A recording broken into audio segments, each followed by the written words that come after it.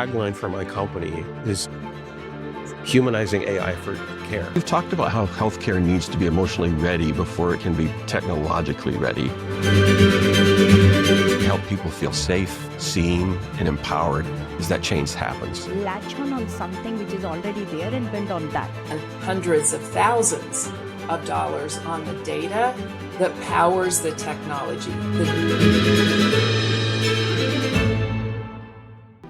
.com revolution, internet, and now AI. I think AI is the quickest technology. I mean, human species have ever adapted, like in the shortest frame of time.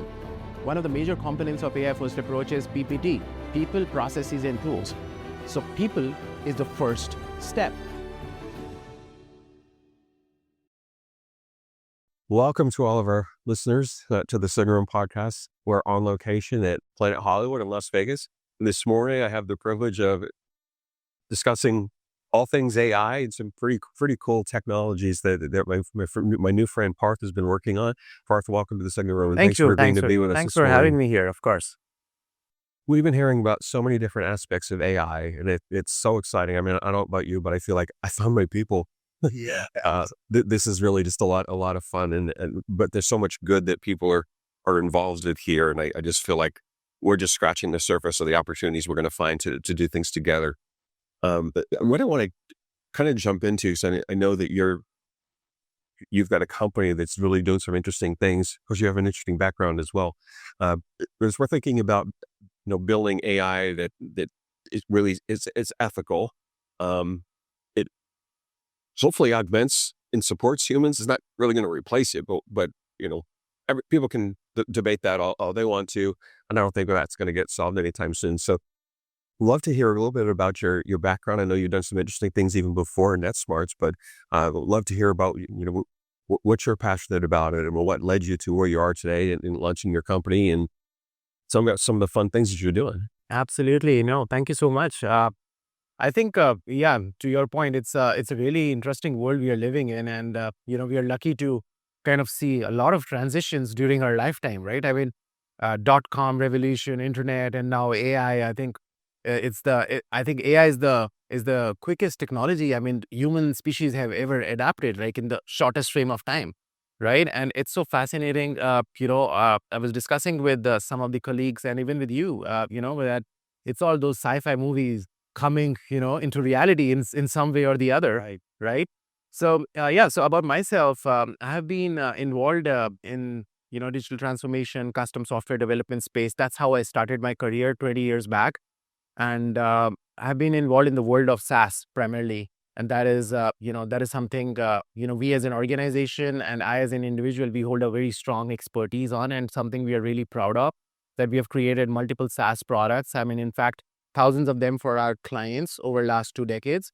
And then, we got into the space of AI since 2016. It's been fairly 10-year-old AI practice we built at NetSmarts. And, similarly, I have been in the world of AI since then. And we started with small projects like, data labeling projects, which were, common back in the days because AI thrives on data, as we all know, right? And, we were creating a large data set for organizations who could, then go with the AI-driven approach. And that's how we started into this segment. But yeah, I mean, so my focus really revolves around creating, AI-first strategies for organizations who are looking either to step into the AI world and trying to decode what would work for them, what would not work for them, rather than just, investing into AI, just for the heck of it and look cool around it, right? So actually driving business use cases which can get them some ROIs in shorter or long term, right? And, helping them craft out their AI first roadmap that, because every organization is unique in their own ways. Yes. Right. And not one shoe is going to fit all. Right. So yeah, that's what we are really passionate about. And that is what, we are working towards. Well, you're touching on something that's actually what the whole premise of this show is about. It's like, there's so much noise that people are claiming they're doing all these wonderful things with AI, but through the noise, there's a signal that we have to dial in on, and what you do is actually precisely that.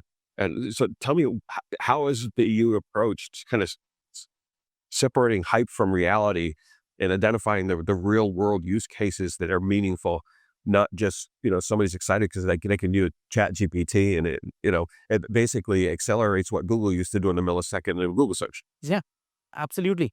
I think I have always believed in the fact that big wins lie in small things, probably, right? It's not necessary that you have to make a AI use case which is really out of the box and then you're like, you've done something big.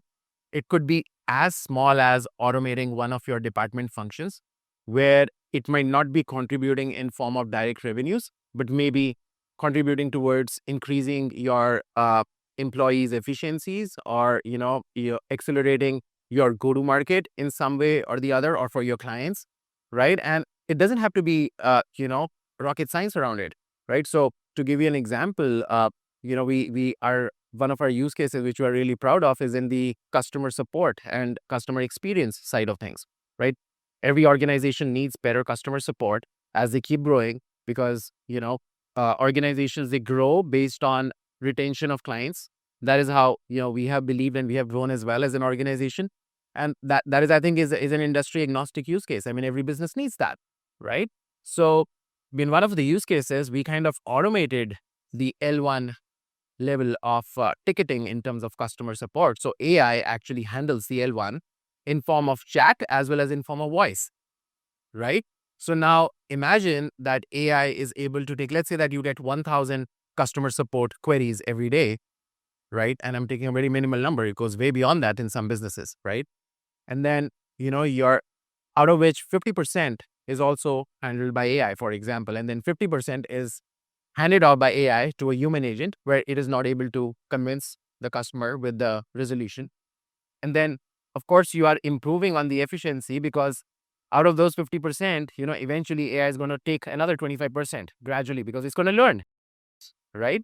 So now, you are slowly and steadily automating your customer support function, increasing the bandwidth of your, regular human customer support agents. And then they can do meaningful work for their customers and move them towards customer success roadmap because there's a very thin line between support and success especially for growing organizations. Right. And they're not able to focus on success because most of the times they're dialing their time in the support. Right. So very small use case, but then big time impact. Right. So it's all about what would work for you, what your business needs. Yeah, I think what I find interesting is we're in this place in time where trust has been eroded massively in every part of society, and people are terrified. There's this fear factor, and what you're talking about is identifying meaningful workflows that are actually close to where the action is. There's a cultural aspect to really getting the engagement that you need to have people raise their hand and say, "Hey, look, this is a workflow that I think we could actually make it a lot better." How do you see that, and what's your thought about what leadership needs to be doing inside of organizations to foster a culture that people feel safe to actually identify those things? But if they don't feel safe, that some of the biggest impact things, because you mentioned some little things, people might not bring it up for fear of losing their job to AI. Yeah, 100%. I think the fear is real, and it's something which I would not say is wrong, right? Because let's be honest, I mean, some roles are going to vanish 100%, right? But I also believe that this is not the first transition we are going through, and this is not the last one as well, right? We have lived through similar transitions in the past. I mean, of course, not as massive as AI probably, but we have gone through that. And the only thing which I think has made us all survive is the ability to adapt, right? And then upskill. Because, and I think every organization or top leadership should really promote upskilling, and then, should make their, their team members feel safe that, okay, this is your roadmap. And that is where, we also come in with the AI first approach. And one of the major components of AI first approach is PPT, people, processes, and tools. So people is the first step. Your team needs to be dialed in to the concept, and the approach has to fall from top to the bottom. It is not a bottom-top approach, right? So the top leadership has to convince its people that this is the roadmap we are going towards. Everyone is safe, provided you do X, Y, Z things, right? And then you upscale. So you need to prepare for the newer roles when the older roles are actually going to eventually move out of the market. Yeah. Right? That's right. Yeah. And for our listeners, you're hearing from a CEO of a tech company, and they're telling you it starts with people. Can't forget that. I'm glad that you're saying it, because we are at this inflection point where leadership has to be really walking a fine line. The transparency has to be important. We have to be careful, obviously, with the timing of everything that we're doing. Some things that as an executive that you kind of have to work through and figure out timing and how to deliver that and implement things in your organization. But there's also this really important piece about trust being eroded. We have to find a way to help people to be comfortable that we're working with them. We're not trying to do something to them. We're trying to find ways to enable them. And you said, yes, jobs are going to be replaced. I think you're right. But I think the message we want to make sure people are hearing is it's going to replace people who don't adopt and learn how to use AI. And so executives really need to hear from you, the things that you're talking about. People is the very first thing on the list. Yes. What are some of the barriers that you see, and what would you tell the executives that may be listening? They're trying to figure out where's that fine line, because they don't have the understanding of AI that you have, and they might be a little bit nervous. I mean, apart from reaching out and having a conversation with you, what are some of the things you would advise them to be thinking about and doing? I think whenever there's a transition phase, it's the fear which actually kicks in first, and it kind of could kick in the top leadership as well, and as well as in your midline managers. I think it's very important as a CEO or as a C-level executive in an organization, you need to convince your midline managers first, right? That, okay, this is what we are following, because they are the one who are hustling on the ground level every day, right? And they need to manage the entire workforce, which is going to be working towards your AI first strategy or whatever you opt in terms of AI implementation in your business, right? So have certain designated, AI officers inside the organization who lead initiatives, because you establish trust with them at the first place, that they need to be in a good place. They need to feel that, okay, I'm a part of this, right? And whatever the board is deciding, I am very much involved and I'm an equal stakeholder in this, so that they can give the same comfort to their downline. Yes. Right. And then a clear roadmap is very important, make small wins visible, right? Have small goals. Maybe next 6 months, we are going to automate our outreach function, maybe a sales outreach, right? And then you have the sales managers kind of, working towards that, and maybe implementation of tools and everything. But you can implement all the tools out there in the world, unless and until it is not processized and your people are not using it, it's a cash burn, right? So a whole systematic approach. And sometimes what we do is that we tend to do things ourselves, and that is where we lose the battle. I strongly encourage that, it's not necessary that everything has to be done in-house. Get experts, to help you. There's a reason why there are experts, right? I mean, we are a tech-driven organization, and if tomorrow, someone comes and talks to me about manufacturing, and set up a manufacturing plant, I'm not the expert in that. I would rather go to someone who has actually been there, done it, right, and who accelerates my, my time to market, right, rather than me trying to hustle things, and then I lose time, and as well as I lose money, and then then I realize, oh my God, I should have got a specialist on board. So I think it's very important, get an expert, speed up, have a roadmap, and then maybe you take things back in house and in control. Right. No, I think that makes a lot of sense. I think you're really talking about some things that I think people have to really open up their thinking a little bit, because culture gets talked about in ways that honestly sometimes don't. It feels almost like an exercise that you're checking a box, but in reality, it takes commitment, repetition, and, to use your words, you have to have a systemic approach to this. And so, getting to your mid-level managers, the people who are closest to the workforce that are really doing these critical jobs. If an organization is trying to figure out where to start and put the pieces together, so that you're starting to repair some of the trust things. Because roughly about 20 years ago, 8 out of 10 people would have told you that they trust the government. Probably a higher percentage trust their clergy, their law enforcement, pick an entity. But even for CEOs in particular now, the number is in the low 20s. It's 20, I think it's like 24% of what I heard recently. How would you advise that CEOs to engage their next level management in order to start rebuilding that culture so that there's trust and they're able to move and advance things forward? Because to your point, it's the SMEs, the subject matter experts, that they actually be able to point out the areas of opportunity. And if they're afraid and they don't trust, how are you going to get them to actually step forward and help? Yeah. I think it starts with empowerment first, right? Your managers, your midline, they needs to feel empowered, and they need to, to what I was saying, they need to feel that they're stakeholders in this journey overall somehow, right?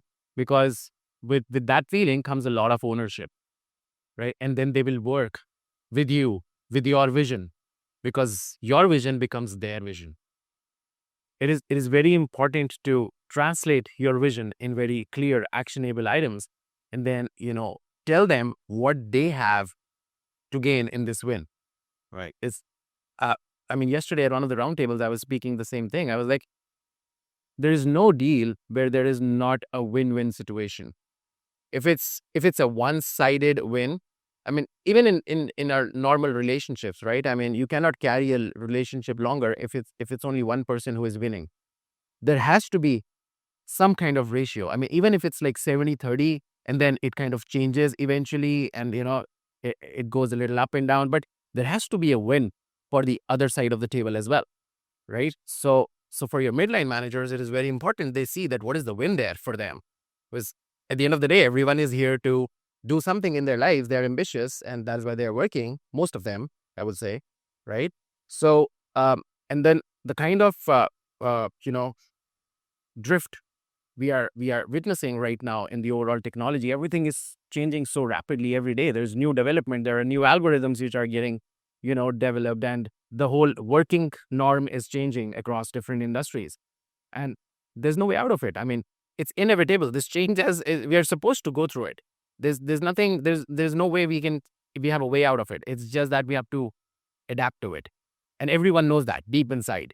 Moody with fear too, but that's okay. It's okay to have fear, but what is important is that how you are facing that fear and what steps are you forming to get there. Right. Yeah.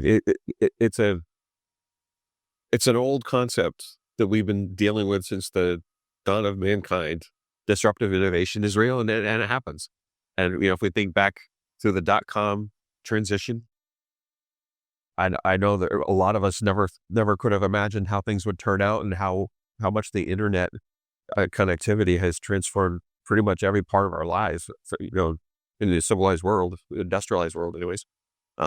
This, I think, who knows? I don't know if it's 10x or 1,000x or whatever it is, but we know it's massively disruptive.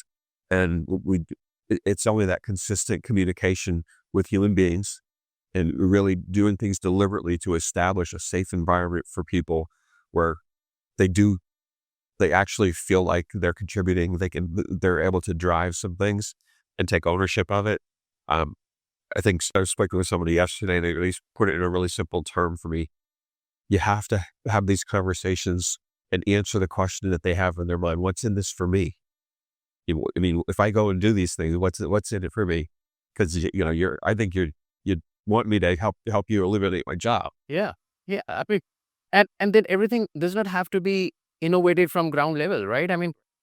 Take example of the touchscreen phones. Apple came out with them first. BlackBerry was ruling at one point of time. The only small tweak, what they did was they got rid of the keyboards, and it wasn't that we were not operating on screens without keywords from before. Your laptop or even your desktop, you were using a mouse, but you were actually on a screen. You were not, doing everything from the keyboard. So they just used that concept and got rid of the real estate and made a larger screen. And today we are living on on a smartphone day in day out with a complete touchscreen panel. So it's not that you do everything from ground up. Maybe you take something. Maybe there's so many LLMs out there. There are so many models out there. There are open source models out there. Right. Plug and play, and then make something which is you're solving a real problem rather than just saying that, hey, I'm doing AI. Because I meet a lot of people these days, and in a very lighter manner, I always say that AI organizations are just breeding like mushrooms, right? Everyone is doing AI, right? But are you solving a real problem is the question. Yes. So because that is what is required for longevity of your organization. So you have to be dealing with real problems and you're giving real solutions. Yeah. The days of sneaking by with understanding of buzzwords, the gig's kind of up now. Because you can't do a whole lot of implementations of AI without getting an ROI, because it's not inexpensive to do these things. It just isn't. So yeah, it's a very exciting, but maybe a little intimidating sometimes when they think about what replicas, because I don't even think we know. Like to your point, everything's moving so quickly.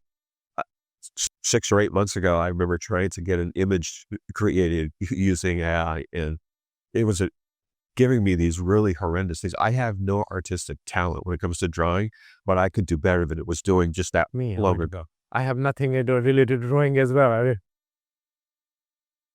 But now, I mean, it's incredible what it can do. It creates things. I mean, if you can imagine it, you could probably get something that looks close to it, and it looks like it was done with art and precision.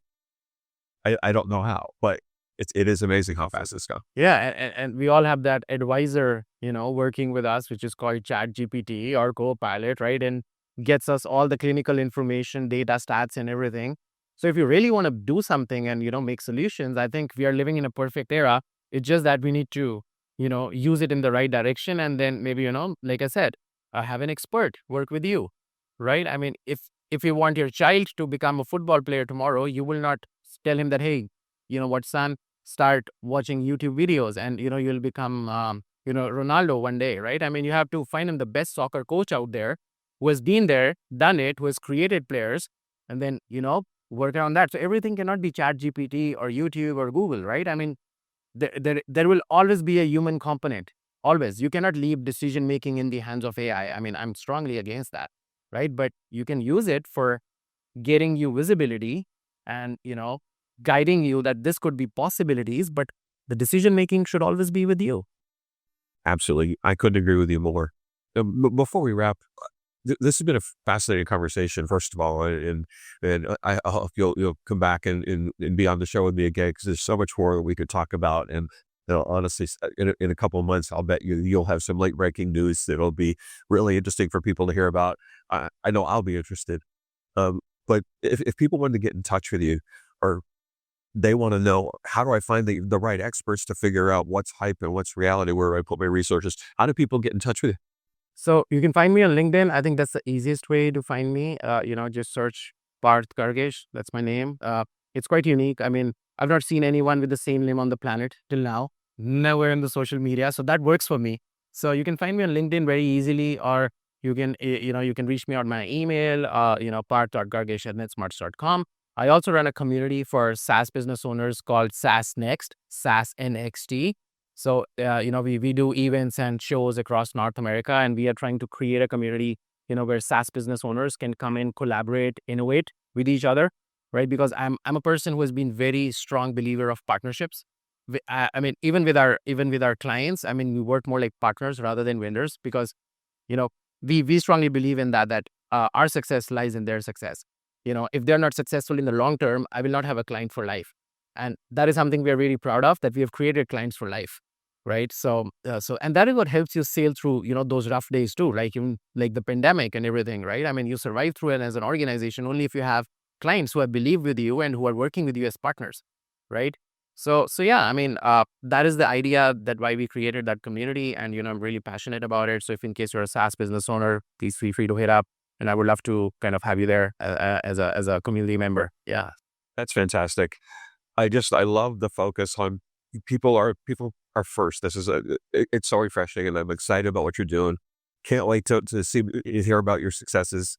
Let's definitely keep in touch, and hope you enjoy the rest of the time here. I know there's a lot of good conversations being had, and to your point, I think a lot of partnerships are going to get born out of these few days here in Las Vegas. So, Parth, it's been an amazing pleasure to have you. Thanks so much for being on the show. Well, thank you for having me here. It was a lovely conversation. I would look forward towards a longer conversation sometime. Yeah. Well, let's do that. Thank you. Yeah. Good luck. Thank you.